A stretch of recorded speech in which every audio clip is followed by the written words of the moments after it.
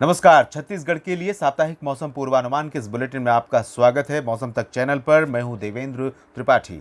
3 मई से लेकर 9 मई के बीच छत्तीसगढ़ में क्या कुछ बदलेगा मौसम में, आइए जानने की कोशिश करते हैं। इससे पहले आपको बता दें कि इस प्री मानसून सीजन में छत्तीसगढ़ में सामान्य से मात्र 5% कम वर्षा रिकॉर्ड की गई है। जहां औसतन 24 मिलीमीटर के आसपास वर्षा होती है, छत्तीसगढ़ में 23 मिलीमीटर बारिश दर्ज की गई। हालांकि उत्तरी जिलों में अपेक्षाकृत वर्षा में काफ़ी कमी रही है।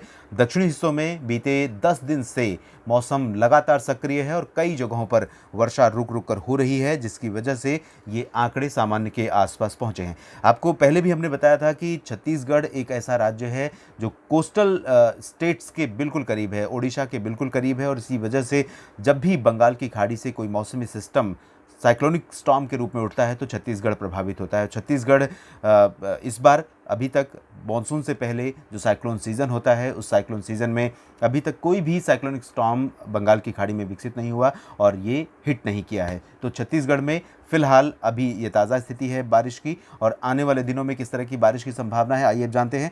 छत्तीसगढ़ के दक्षिणी हिस्सों में अगले 24 से 48 घंटों के दौरान यानी कि 3 और 4 मई को उम्मीद है कि कई जगहों पर हल्की से मध्यम वर्षा होगी। हल्की से मध्यम इंटेंसिटी जो संभावित है वो सुकमा से लेकर बीजापुर, दंतेवाड़ा, बस्तर, जगदलपुर, नारायणपुरा और कोंडागांव, कांकेर, धमतरी, गरियाबंद, इन सभी क्षेत्रों में संभावित है। जबकि इसके आगे अगर हम बढ़ेंगे तो बालोद और कबीरधाम, मुंगेली, बिलासपुर और कोरबा, रायगढ़, इन सभी क्षेत्रों के साथ साथ सरगुजा, बैकुंठपुर यानी कोरिया, सूरजपुर, बलरामपुर और जशपुर, इन सभी क्षेत्रों में अपेक्षाकृत बादल छाएंगे। हल्की वर्षा हो सकती है, गरज के साथ बूंदाबांदी हो सकती है। ज़्यादा इंटेंसिटी दक्षिणी हिस्सों में ही रहेगी। और 24 से 48 घंटों के बाद यानी कि 5 मई से लेकर 9 मई के बीच की अगर बात करें तो पूरे सप्ताह हम ये कह सकते हैं कि पूरे सप्ताह छत्तीसगढ़ पर बादलों की मेहरबानी रहने की संभावना है।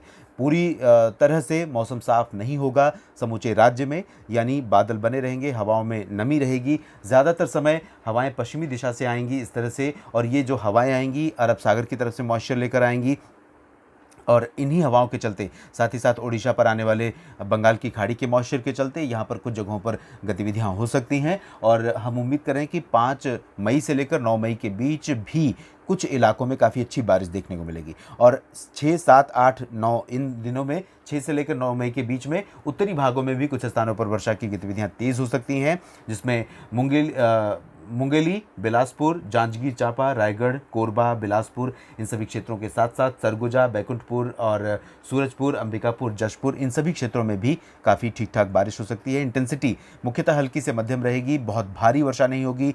और जैसा कि आप जानते हैं कि जो छत्तीसगढ़ का उत्तरी क्षेत्र है ये भी छोटा नागपुर पठार में आता है, और छोटा नागपुर पठार में इस समय काल बैसाखी का प्रकोप देखने को मिलता है। जिस तरह से पूर्वोत्तर भारत में और बंगाल के पश्चिम बंगाल में, उड़ीसा में, झारखंड में, बिहार में, तो इसी तरह का मौसम हमें कभी कभी उत्तरी छत्तीसगढ़ के क्षेत्रों में भी देखने को मिलता है।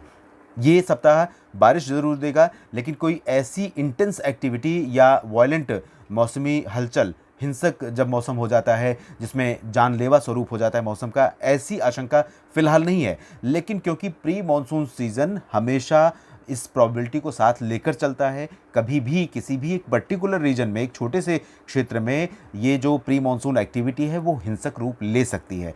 तो चूँकि प्रॉबिलिटी पूरे सप्ताह बारिश की है समूचे राज्य में, इस वजह से ऐसी प्रॉबिलिटी को आप मान कर चलें, और जब भी मौसम बिगड़े उस दौरान आप पहले से ही एहतियात बरतें। अगर मवेशी आपके बाहर हैं तो उनको भी सुरक्षित जगहों पर रखें, और आप भी खुद सुरक्षित जगहों पर रहें, ताकि किसी तरह से मौसम की जो विपरीत स्थिति है या प्राकृतिक आपदा का रूप लेने की स्थिति है, उससे किसी भी तरह का आपको नुकसान न उठाना पड़े। ये एहतियात ज़रूर बरतें जब भी मौसम बदले, साथ ही साथ एहतियात आप बरतें कोरोना महामारी से बचाव के लिए भी। सुरक्षित रहिए, खुद भी और अपने परिवार को, अपनों को सुरक्षित रखने में पूरा सतर्कता से, पूरी जागरूकता से अपना योगदान देते रहिए।